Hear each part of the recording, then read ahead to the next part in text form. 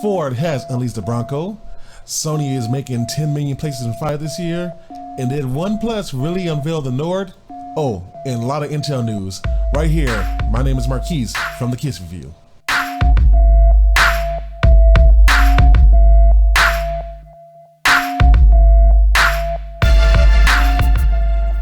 Alright guys, welcome to my video.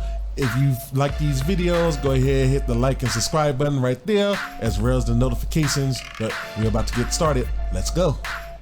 So it seems like we got some OnePlus news already, and it seems like OnePlus has unveiled the Nord. According to the YouTube video that was done by MKBHD, Carpe, who's the director of OnePlus, has shown off the OnePlus design. So we're going to assume that this is actually the OnePlus Nord 5G, and this is what they're going to be unveiling in within a week. So looks like a pretty slick design. Looks like it has triple cameras on it. It seems like it's not going to be IP certified, nor does it seem like it may or may not have NFC, but we don't know as much as that from what we was told. So we'll know more and more of the official specs when we have the event later on this month. Sony is dropping a little bit of tidbit of news. From what we're hearing, they are committing to making and producing 10 million PlayStations this year. So that doesn't mean necessarily that we will have 10 million PlayStations in store shelves this year, but from what they're saying, because of the pandemic and because the demand should be so high for everybody staying at home and wanting to play games and enjoy content, that Sony has advanced their production of the PlayStation 5 from 5 million to essentially 10 million PlayStation 5 units. So that's going to be very, very interesting to see. We also just got word that Geoff Keighley is going to be doing an event tomorrow demonstrating the DualSense Controller. That's the controller that's going to be on the PlayStation 5. So we're definitely going to be looking at that video, and I have more for you to announce later on in the week, possibly on the next live stream. Microsoft has dropped a video showcasing their Velocity architecture. So for those of you that know, the Velocity architecture has to deal with the solid state drives, or the SSD, that is going to be on the Xbox Series X and possibly the Xbox Series S. So they showed the little teaser trailer saying that the SSD will be about 40 times faster than that over the Xbox One, basically the Xbox One S, I'm guessing. That's not as big and as drastic as maybe the PlayStation 4 to the PlayStation 5, but pretty impressive still. So definitely going to be seeing that, and we're definitely going to be talking about that in the live event. And news just dropped that Microsoft is discontinuing the Xbox One X. We just got this news. I still have to research and see what it's about. Definitely be talking about this in the live stream, so I'll definitely keep you guys posted on that.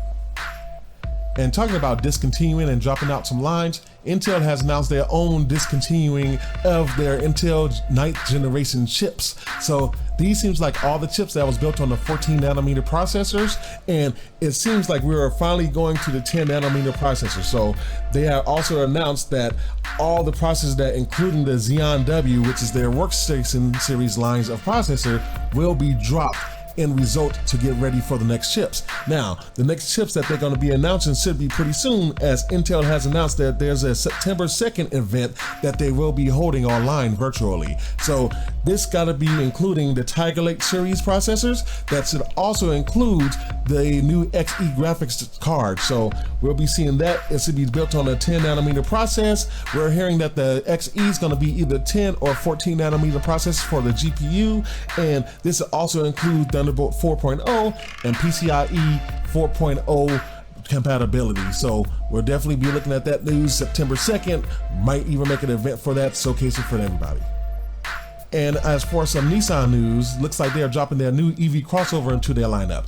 Seems like they are going to be competing against the Model X from Tesla. This vehicle is going to be called the Ariya. So the Ariya is containing a 300-mile range per charge for their lower side battery. This vehicle will also have a front-wheel drive as well as an E-Force all-wheel drive terrain. They are also announcing their Nissan Safety Shield, which is 6 safety features and driver assist features. I'm hearing that price is going to be starting around $40,000. We're still getting some news together on some of the specs for that. We'll definitely make sure to announce a lot of that. And we have some blockbuster merger news, guys, today. We are getting the word that we are having the two companies Fiat Chrysler Automobiles, and Peugeot S.A. that's going to merge. The new company is going to be called Stellantis. So Stellantis will include brands such as Chrysler, Dodge, Fiat, Ram, Maserati, Alfa Romeo, Peugeot, Opel, Citroën, and other brands. So we are hearing that the merger will be completed by the first quarter of 2021. This is going to be a huge thing. It's going to be very, very interesting to see how the companies react and how these companies will now make automobiles and what will be the new philosophy and everything behind it. From what I'm hearing, that Fiat Chrysler was looking to sell a long time ago, and they're basically merging with this new company. So definitely be looking for that news. We're going to be announcing more as we know news. And Ford has pulled off the curtains off of their Bronco, and it's about time after all these years about hearing about it. And it looks absolutely amazing. So from what we know, it seems like Ford's going to be challenging Jeep into the off-road space, and they're definitely coming with a punch. So from what we know, they're going to have two engine sizes. The first one's going to be a 2.3 liter that's going to be turbocharged with 270 horsepower, 310 pound-foot of torque.